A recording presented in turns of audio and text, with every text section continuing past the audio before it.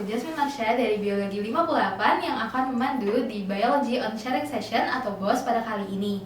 Nah, di episode 3 ini kita akan mengangkat tema Be Confident to Face Challenges, di mana kita akan berbincang-bincang dengan narasumber yang sudah berpengalaman dalam mengikuti dan juga memenangkan perlombaan.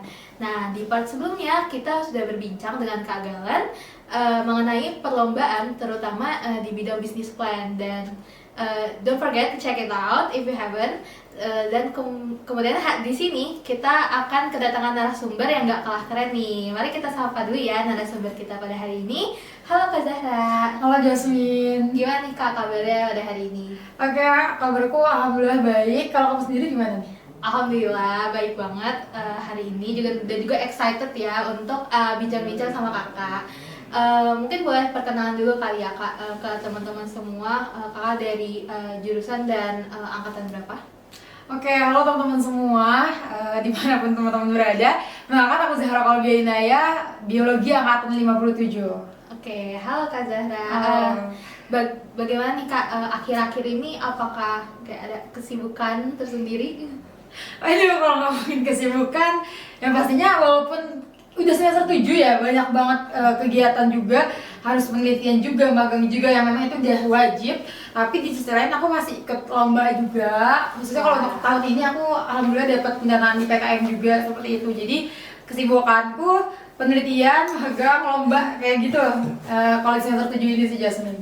Wah, sangat sibuk ya Kak. Nah, tentunya kan tadi sudah disinggung juga ya pas awal kalau di BOS ini kita akan membahas pengalaman kakak saat mengikuti perlombaan.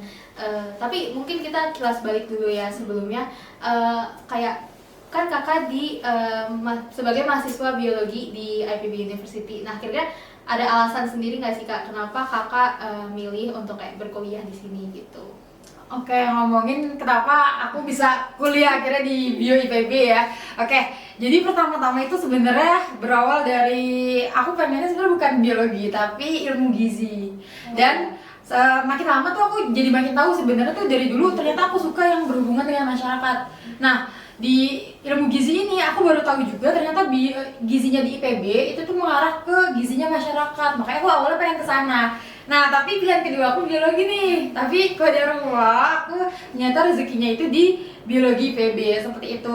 Dan sebenarnya setelah tahun setelahnya tuh aku ingin ngulang lagi untuk masuk ke ilmu gizi. Tetapi memang karena sudah dapat beasiswa juga full 4 tahun, jadinya aku belum bisa untuk membatalkan beasiswa itu. Jadinya oke, kita terima aja kita ada di biologi IPB, dimanapun kita berada kita harus ngasih yang terbaik seperti itu. Ya benar. Kebetulan aku juga ya kakak. Oh iya. Tapi saya no regrets juga ya karena di sini tetap mengembangkan dengan kesempatan yang dimiliki juga. Iya betul tentunya. banget.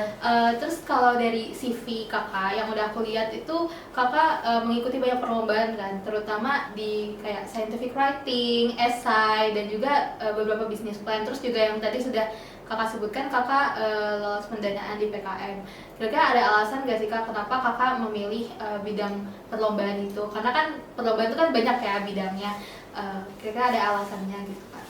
Nah, sebenarnya berawal dari sebenarnya ketidaksengajaan ya. Karena dulu tuh aku awal pertama banget di IPB itu aku masuknya ke UKM Forces, Forum for Scientific Studies. Nah, dulu tuh mikirnya adalah Forces itu suatu forum untuk anak-anak yang FMIPA kayak biologi, kimia dan sebagainya gitu kan.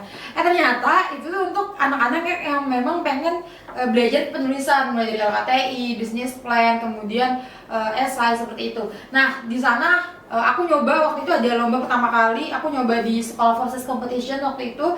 Akhirnya aku nyoba dan aku dapat experience baru, aku coba terus sampai sekarang seperti itu. Kalau untuk business plan juga sama, itu karena waktu itu aku ikut pelatihan business plan juga dari IPB juga, makanya aku bersyukur banget bisa dapet IPB karena punya banyak kesempatan untuk ikut dimanapun kayak gitu Jasmine gitu. Kalau misalnya untuk PKM sebenarnya itu udah aku nyoba, ini adalah tahun ketiga aku untuk nyoba PKM dan alhamdulillah dikasih rezekinya di tahun ini gitu. Alhamdulillah, wah keren banget sih ceritanya.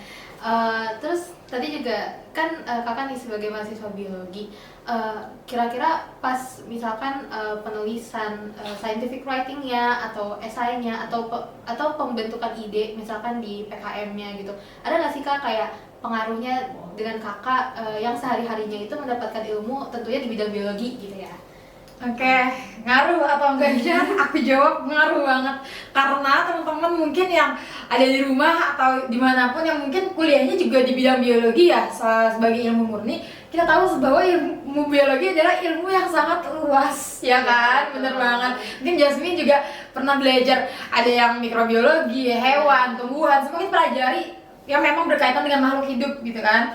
Nah, jadi banyak banget ide kepenulisan yang memang aku ambil itu dari ilmu biologi. Seperti waktu itu lomba pertama aku itu aku mengangkat masker biodegradable. Itu kan sebenarnya hal yang berbau biologi juga. Itu juga aku dapatkan awalnya idenya dari mata kuliah seperti itu. Kemudian ide-ide lainnya juga terkait aku sekarang ini juga banyak ngambil kepenulisan itu terkait bio entrepreneurship. Nah, itu juga berbasis biologi seperti itu. Itu jadi yang tadi aku gak nyesal ada di biologi karena banyak banget dapat insight juga dari departemen ini. Wah, relate banget sih kak. Aku juga sebagai mahasiswa biologi karena kita sering PBL ya atau problem based learning. Jadi banyak mempelajari tentang aplikasi dari biologi itu sendiri ya. Berarti tadi udah disebutkan sih ya kayaknya kalau sama kakak, kalau berarti kakak tuh mulai suka kayak mengikuti perlombaan itu sejak tahun pertama kuliah gitu ya? Betul, kalau di kuliah aku dari awal pertama kuliah sebenarnya bukan suka ya, tapi mencoba untuk memberanikan diri gitu bahwa kayaknya aku harus punya step, aku punya berani untuk ikut lomba. Tapi dari awal aku ikut lomba sebenarnya dari TK itu aku udah mulai ikut lomba, TK, SD, SMP, SMA dengan perbedaan jenis-jenis lomba. Misal saat TK aku ikut lombanya puisi. Saat aku SD itu aku lombanya kayak tahfiz, pidato ya memang karena aku sekolah Islam ya dulu di SD. SMP aku lombanya ke catur, silat. Dulu aku juga anak futsal gitu. Jadi kayak olahraga.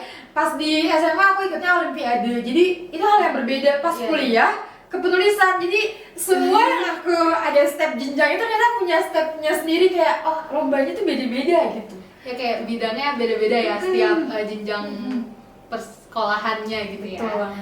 Wah, terus berarti kan dari kecil ya kakak sudah suka mengikuti perlombaan itu.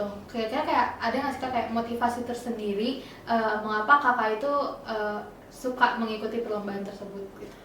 Kalau motivasi sebenarnya karena aku ada di keluarga yang memang mensupport itu ya gitu. Jadi dari kecil ini kalau misalnya ngomongin tentang aku manggil ayah tuh Abi ya. Ke abiku tuh selalu bilang bahwa waktu itu aku suka baca buku saat pas masa kecil. Abiku bilang, "Dek, kamu nanti sekarang banyak baca buku, tapi nanti mungkin kamu ciptain sebuah buku gitu." Jadi adalah kita mencoba untuk mengupgrade diri gitu. Kemudian dari sana ya udah banyak disupport, tapi memang orang tuaku bukan orang tua yang ini kamu harus ikut ini harus menang enggak, tapi lebih ke arah dia ada lomba ini kira-kira mau nyoba atau enggak. Kemudian dia ada waktu lomba catur, ini kamu mau ikut atau enggak. Nah itu dicoba terus akhirnya motivasi itu tumbuh sendiri. Dan memang karena keluarga aku juga, kita juga bukan dari orang yang kaya banget, maksudnya orang tua aku dari dulu tuh selalu bilang kayak ya udah kita usahakan apa yang bisa kita usahakan sendiri gitu. Nah dari lomba itu jadinya aku punya banyak hal yang bisa aku dapetin. Kemudian mungkin kalau misalkan material seperti uang dan sebagainya itu aku juga banyak dapat dari lomba gitu. Jadi itu motivasiku adalah keluarga aku sendiri, dimana memang yang membuatku kita harus usaha dengan usaha kita sendiri seperti itu. Nah untuk saat ini yang bisa aku usahakan karena aku belum bisa kerja ya adalah lomba seperti itu. So sweet sekali. Ini kayak biggest positive influence-nya memang dari keluarga. Iya. Tadi udah di-mention sama kakak juga kalau kayak keuntungan dari kayak mengikuti perlombaan itu ya. Tapi tentunya kan pasti ada struggle-nya juga ya kak. Kalau bisa mengikuti perlombaan mungkin bisa dari anggota timnya yang mungkin kurang sreg, atau misalkan tiba-tiba jenuh, atau misalkan nggak menang-menang gitu ya. Kalau dari point of view kakak atau dari pengalaman kakak dalam kakak menghadapi itu tuh bagaimana sih kak? Oke, ini sebenarnya kalau misalnya aku ditanya kesulitan atau hambatan, sebenarnya aku suka ya dengan pertanyaan ini karena kebanyakan orang-orang itu melihat bahwa oh aku menang ini menang itu, tapi sebenarnya di balik itu aku harus panjang gitu loh prosesnya. Dimana pertama kalau gagal, ditanya kegagalan berapa kali, banyak banget aku gagal. Aku lomba pertama aku nggak langsung menang tapi gagal, nyoba lagi gagal. Kalau untuk PKM, aku ikut 3 tahun PKM PM. Di tahun ketiga aku baru dapat pendanaan. Tahun pertama aku ikut 2 PKM itu gagal, tahun kedua aku ikut PKM lagi itu gagal, di tahun ini aku baru dapat kesempatan itu gitu. Tapi kalau misalnya dipikir-pikir, kalau aku udah nyerah di tahun ini, di tahun terakhirku, aku nggak akan dapat kesempatan untuk mendapatkan pendanaan gitu. Jadi itu kayak aku berpikir kayak oh iya ya, kalau misalkan waktu itu aku nyerah dan nggak mau mulai lagi untuk ikut lomba, kayaknya aku nggak dapat kesempatan dari awal deh untuk mencoba itu untuk pendanaan dan lain sebagainya gitu. Jadi kesulitan itu menurutku banyak ya. Kalau ngomongin jenuh, saat prosesnya itu ya jenuh, ada jenuh, cuman memang setelah prosesnya udah selesai, itu udah selesai gitu. Jadi jenuh itu saat itu aja. Tapi kalau ngomongin hambatan dan kesulitan, ini lebih ke arah dimana ada fase-fase aku tuh jadinya ngeremehin. Misalnya aku di lomba gitu ya, ketemu banyak orang yang emang mereka tuh pede banget, dan aku ngerasa kayak aduh mereka lebih jago nih daripada aku, kayak aduh aku apa sih di sini, kayak aku siapa sih di sini gitu, kayak aku udah insecure duluan. Kemudian juga ternyata hasilnya nggak membuat aku se-insecure itu gitu. Terus juga pernah waktu dulu ini cerita SMA, aku nggak apa-apa kan cerita SMA gitu. Jadi pernah waktu dulu, sebenarnya aku udah beberapa ceritain ke teman-temanku ya. Jadi aku ikut olimpiade, aku biologi tapi olimpiade kebumian waktu itu. Aku ikut lomba olimpiade dan memang di 2 tahun itu aku cuma mentok sampai olimpiade provinsi, alias aku nggak bisa lanjut ke nasional. Nah waktu itu ada temenku, waktu itu aku lagi jalan pulang dari kelas mau pulang, tiba-tiba ada temanku yang memang satu olimpiade juga tapi beda mata pelajaran. Terus dia lagi ngobrol sama ada tingkat yang tahun itu juga mau pergi untuk olimpiade ke provinsi. Nah di saat aku jalan tek gitu kan, aku jalan, nah terus dia tiba-tiba kayak nunjuk aku dan kayak sempat manggil aku gitu. Terus dia bilang gini, kayak ada tingkatnya, kamu jangan kayak dia ya, nunjuk aku, kamu jangan kayak dia ya gitu. Waduh, 2 tahun ikut olimpiade tapi nggak lolos sampai nasional. Nah di situ kayak aduh, aku kaget kan, maksudku kayak aku lagi jalan tapi tiba-tiba langsung diceritain ke orang lain, kamu jangan kayak dia ya, udah 2 tahun gagal gitu loh kan. Itu kayak shock banget gitu kan. Nah itu kayak menurutku suatu hal yang ya kerikil-kerikil yang kecil yang perlu kita hadapin, bahwa yang nggak gampang gitu untuk ikut lomba, untuk punya prestasi tuh nggak gampang gitu. Di saat itu awal-awal aku kayak cerita ke temenku kayak kok gini ya gitu ya. Terus tapi lama-lama kayak ya emang iya, jangan kayak aku, maksudku kalau bisa lebih dari aku ya udah gitu. Cuman kata-kata gagal itu awal-awal bikin shock, tapi lama-lama ya udah kita terbiasa dengan hal itu gitu. Jadi gagal itu bukan akhir. Kadang orang takut berprestasi karena takut gagal, tapi kalau kita nggak nyoba otomatis kita gagal gitu sih. Ya bener banget ya. Yang kakak bilang tadi, orang tuh kebanyakan takut untuk ikut lomba karena takut gagal. Karena jujur aku juga kadang-kadang begitu. Jadi sangat relate, tapi ya itu emang harus dihadapi gitu ya kak.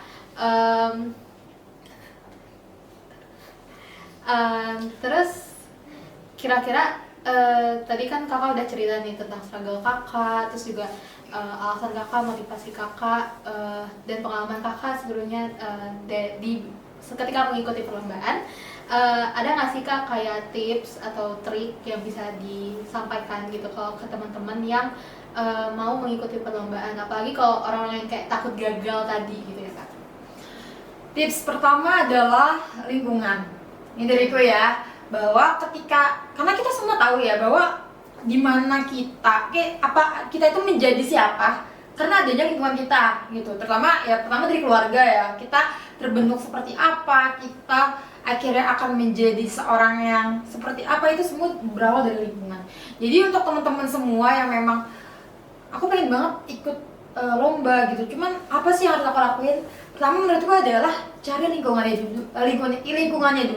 Lingkungan itu menurutku jadi nomor satu ketika teman-teman pengen mau mencoba menjadi seperti apa. Misal itu nggak di dalam lomba ya, misalkan teman-teman pengen jadi seorang pembisnis, maka cari lingkungan yang memang itu adalah pembisnis. Teman-teman pengen misalnya biologi, pengen jadi peneliti, carilah lingkungan yang memang suka untuk meneliti dan lain sebagainya. Karena dimana kalau kita belajar tentang survive, adaptasi gitu kan, pasti dimanapun kita akan berusaha untuk mengadaptasi dan berusaha untuk menyesuaikan dengan lingkungan kita. Sama halnya ketika kita ikut lomba, kita ingin jadi pembisnis, kita ingin jadi peneliti, cari lingkungan yang memang cocok dengan kita gitu. Nah kalau misalnya di lingkungan, yang pertama udah dapet nih lingkungannya seperti apa gitu. Kayak di sini kan banyak banget, misalkan teman-teman nih yang nonton banyak dari IPB, banyak kan lingkungan yang memang berkaitan dengan prestasi. Misalkan mau di Hima Bio ada Bioscience gitu kan, kalau mau UKM ada Forces, kalau mau di organisasi di IPB ada juga Outsko gitu. Jadi teman-teman bisa cari dulu lingkungannya seperti apa, teman-teman maunya yang seperti apa, cari dulu lingkungannya. Setelah itu teman-teman akan tumbuh bareng teman-teman yang lain, dan teman-teman tahu bahwa orang itu berproses gak mungkin gak gagal. Nah di situ baru tuh berasa, oh iya ya, kalau misalkan kita nyoba ada dua kemungkinan, kita menang, kita gagal. Tapi kalau kita nggak nyoba, udah otomatis kemungkinannya adalah kita gagal gitu kan. Nah kalau udah di lingkungan, teman-teman akan belajar banyak hal, kemudian teman-teman juga tahu harus seperti apa gitu. Jadi yang pertama dan utama adalah cari lingkungannya terlebih dahulu. Sisanya teman-teman nantinya akan berproses juga ya, nanti tergantung bagaimana proses teman-teman seperti itu. Jadi untuk tips dan triknya diriku itu dulu sih, cari lingkungannya. Kalau memang tidak mau UKM atau apa, cari teman-teman yang memang suka ikut lomba, yang memang punya satu visi. Dan ya dariku itu sih, lingkungan dulu, sisanya teman-teman bisa explore banyak dari lingkungan itu gitu sih. Mungkin aku rangkum ya Kak dari bincang-bincang kita pada hari ini, bahwa poin utamanya itu tentang jangan takut gagal gitu. Karena gimana ya, kalau kita nggak mencoba kan kita nggak tahu gitu ya, kita bakal gagal atau enggak.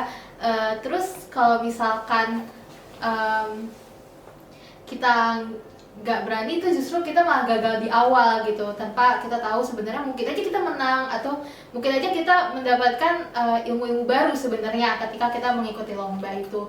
Dan juga untuk kayak tips paling pentingnya itu yaitu lingkungan gitu ya Kak. Nah berhubung ini sudah sampai di penghujung acaranya, apakah ada sepatah dua patah kata nih dari kakak buat teman-teman penonton Bos? Oke, tapi aku boleh nambahin sedikit nggak sebelumnya ya. Jadi tadi ngomongin tentang apa sebenarnya untungnya dari kita ikut lomba itu. Pertama memang pola pikir mindset itu bukan hanya relasi ya, tapi juga pola pikir, kemudian mindset kita tuh akan berubah dengan ya sebagaimana kitanya gitu. Jasmine pernah dengar gak ada fix mindset sama growth mindset? Nah itu kan, nah dari sana ketika kita ikut lomba dan sebagainya, kita tahu bahwa kemampuan dan bakat dan sebagainya itu ya bukan hal yang ada internal, kita nggak bisa ubah. Jadi kayak misalkan, oh aku nggak bisa nulis, di awal kita tahu itu. Nah bukan berarti setelahnya kita nggak bisa nulis, tapi nanti ketika kita ikut lomba, growth mindset itu akan memproses itu, bahwa kita bisa ketika kita mau mencoba, kita mau latihan, kita mau memulai seperti itu. Dan dari lomba keuntungannya adalah kita tahu sebenarnya passion kita apa sih dan kita mau di mana sih gitu. Kayak aku kan tadi SD aku ikut ini, SMP ikut ini, SMA ikut ini gitu kan.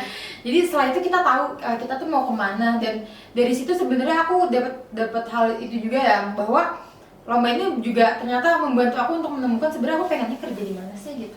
Aku sebenarnya sukanya di mana sih gitu. Itu jadi ngomongin lomba banyak banget manfaatnya gitu. Dan tadi ngomongin apa sih dua patah kata ya buat teman-teman semua yang lagi nonton.